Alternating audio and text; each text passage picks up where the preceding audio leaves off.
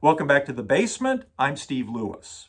Today we continue with my recent conversation with author, professor, and filmmaker David Leaf, centering on his new book, SMiLE, The Rise, Fall, and Resurrection of Brian Wilson, which will be released on April 15th.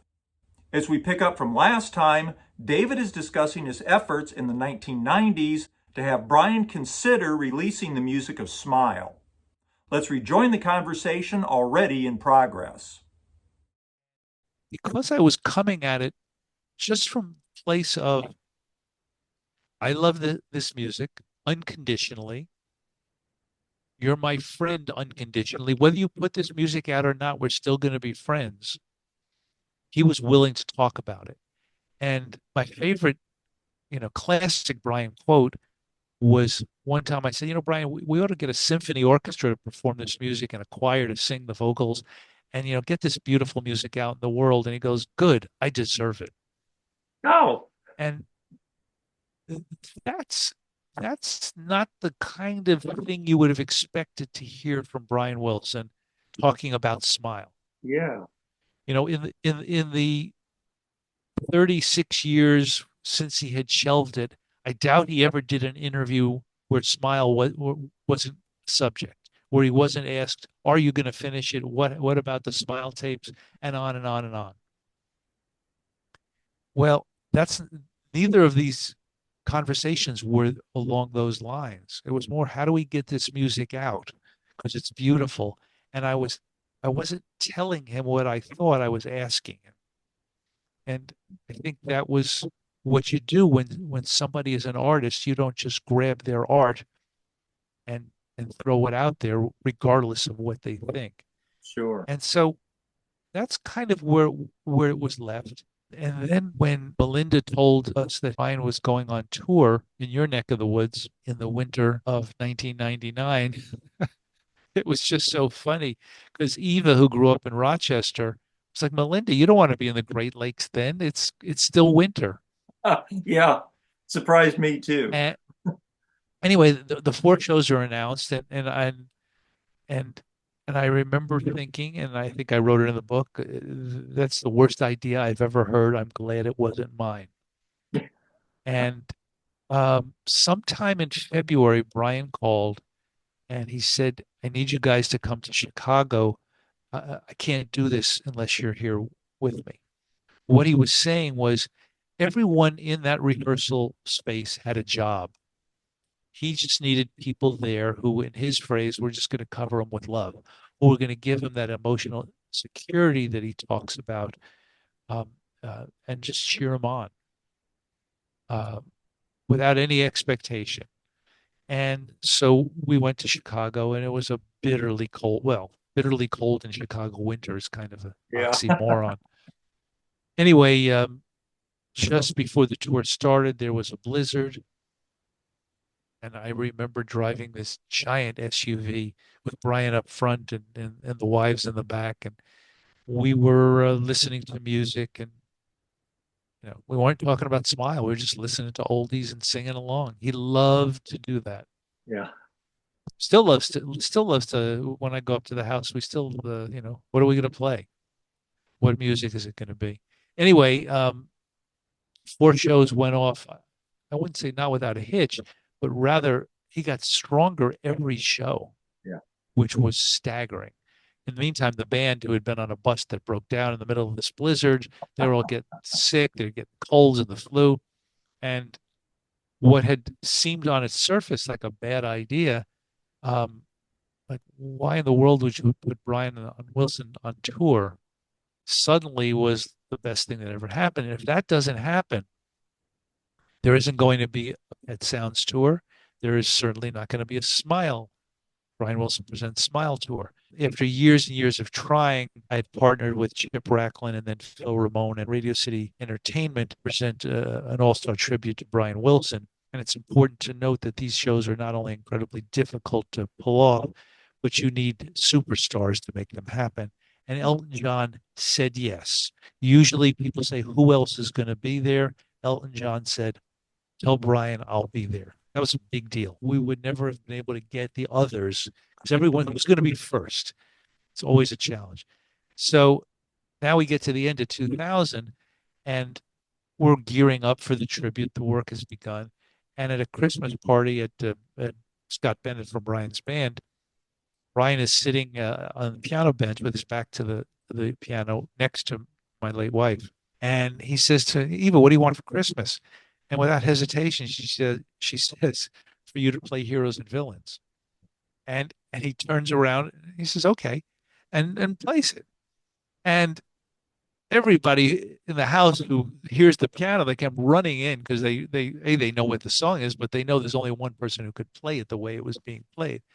And when he's finished, I said, "Brian, well, you should play that at the tribute." And he says, "Okay." I mean, it sounds impossible, Yeah. but though that's again, it was him being comfortable. He had a great band led by Darian and Jeff, and he knew that his music was in good hands. Yeah. And so he wasn't afraid. As Jeffrey Foskett points out, when they started playing Heroes and Villains at Radio City, because it was sung in Brian's regular voice, not his falsetto voice, when it started, it was especially startling because it sounded just like 1966. And it got an enormous standing ovation, which I think it didn't startle Brian, but I think it helped him understand, as he says, the world was ready for this music. And we had opened the show at my insistence with our prayer. We had included Surf's Up, and the challenge was figuring out who could sing Surf's Up. And I remember very distinctly the woman who was in charge of bringing talent in. They're called talent bookers or talent producers on shows. Allie Gifford, when I presented this song at a meeting, she said, "Let me pray on that." And the next day she suggested Vince Gill. And so he was engaged to sing The Warmth of the Sun and then Surf's Up, which, as Vince tells the story, he thought it was going to be a song like Surfing USA or Surfing Safari. And when he hears it, he's like, "Oh my God, how am I going to learn this song?" And I just didn't know how great Vince Gill was. The Vince Gill performance at Radio City Music Hall with Jimmy Webb at the piano and David Crosby was staggering. Yeah, it's an incredible performance. And Brian's watching the entire show from the wings. Yeah. He sees the audience applauding, or more than applauding, standing ovations for SMiLE music. So he now knows that despite what he has heard his entire post SMiLE life, that, as he puts it, the world is ready for SMiLE. And so they start adding songs from Radio City to the touring lineup. Not always, not often, all of them, but one or two. I think Wonderful snuck in there as well. And so suddenly he's performing this music for Brian Wilson fans. And so they're going to shows and they're hearing this music as part of his show, as it should be. And we were in London in May of 2003, and he's getting a big award, the Ivor Novello Award, for like a Lifetime Achievement Award. And then the next day, he's doing a press conference talking about his new album, and he just kind of casually mentions, "Yeah, we're going to come back next year and do SMiLE." And for the Brits, you might as well have said, "Oh, and next year we're going to be shipping the Titanic back to you." It was really, as they would say, a gobsmacking moment. Yeah. And so he had kind of laid down his sword as to what he was going to do. Well, where Now did the that challenge, moment come from?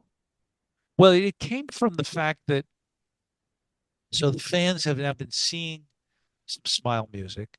The folks at the Royal Festival Hall, Glenn Max, he's talking with everybody. He's like, "How do we follow up the Pet Sounds tour in England in 2002? How do we follow that up?" Well, the only thing you can follow Pet Sounds with is SMiLE.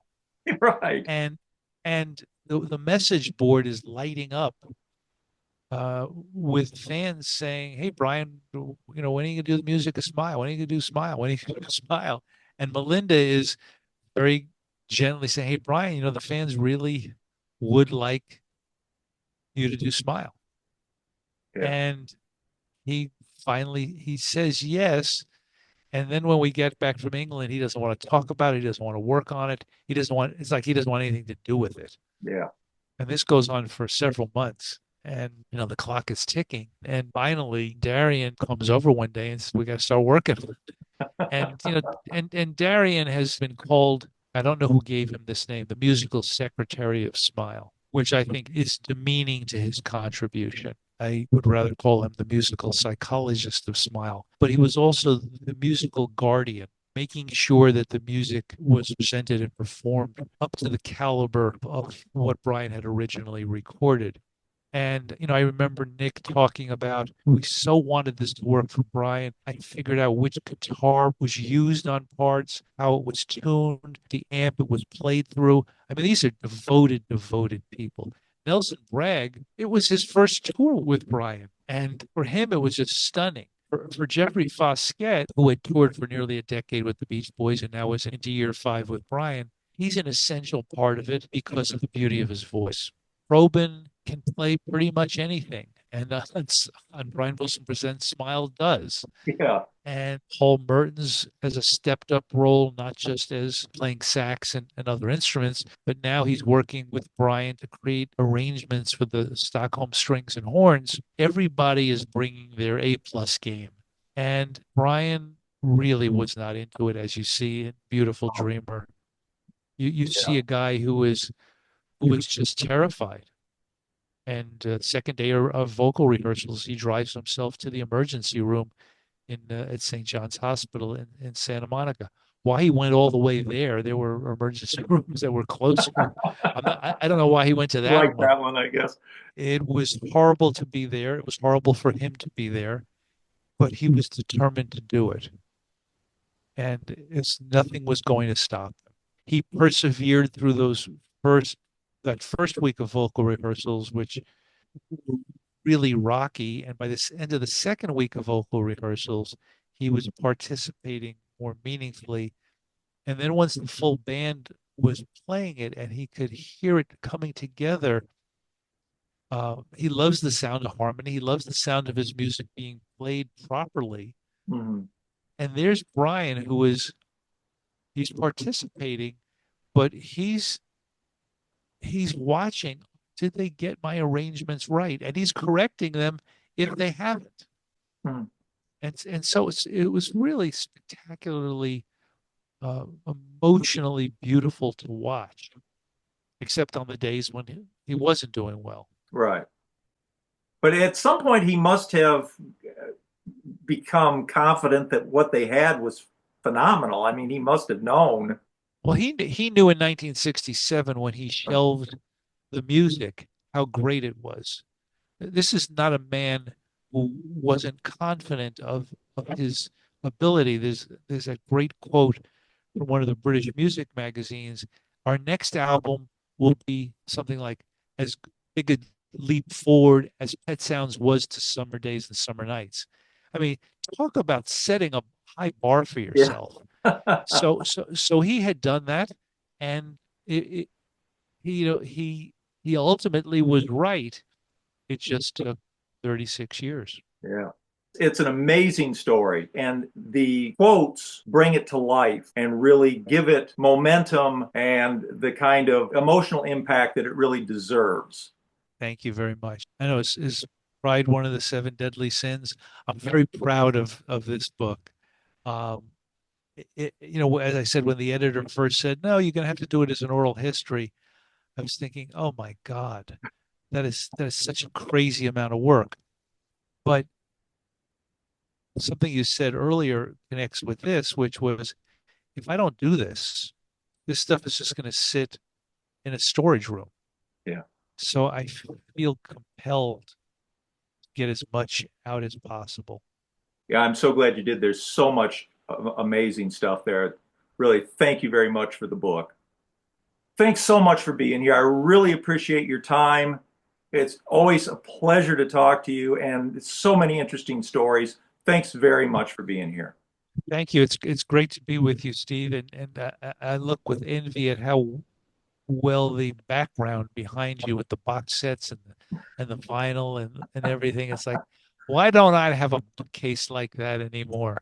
I want that. Yeah. I covet that. I covet that basement. Yeah. My record collection turned 50 this year too. So thanks very much. Very great. Thank you. All right. Thank you for having me. You take care. Thank you. Bye. Okay. And that'll do it for this week. Thanks again to David Leaf for his time and for a fascinating conversation. Again, his new book, SMiLE, The Rise, Fall, and Resurrection of Brian Wilson, will be available beginning April 15th. You'll want to check it out. Thanks again for watching. As always, I look forward to your comments. Have a great week, and please join me again next time. Bye.